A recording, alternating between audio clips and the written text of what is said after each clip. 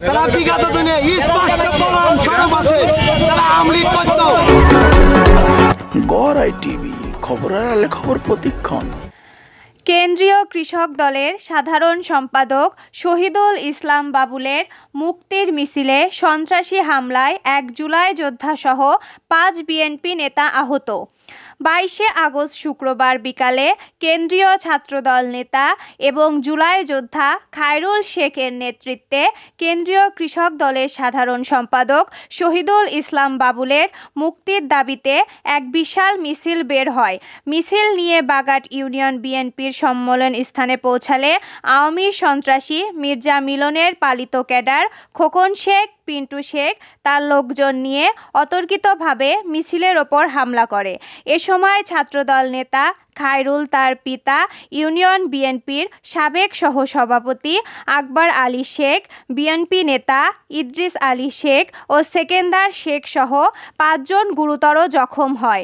অন্যদিকে হামলা ঠেকাতে গিয়ে ছাত্রদল, স্বেচ্ছাসেবক দল ও যুব দলের অপর ৩ কর্মী আহত হয়।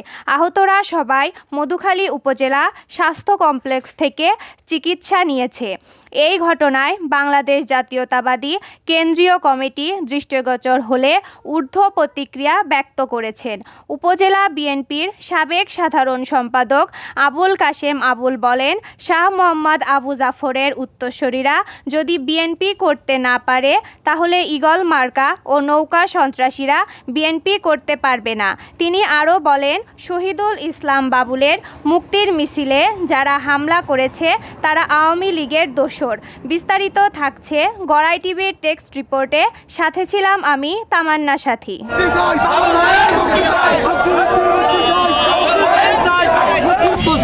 তারা বিগত দিনে স্পষ্ট প্রমাণ স্বরূপ আছে তারা আওয়ামী লীগ করত।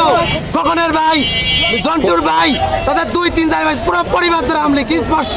বাগানের সমস্ত মানুষ ধরে তারা আওয়ামী লীগ করে।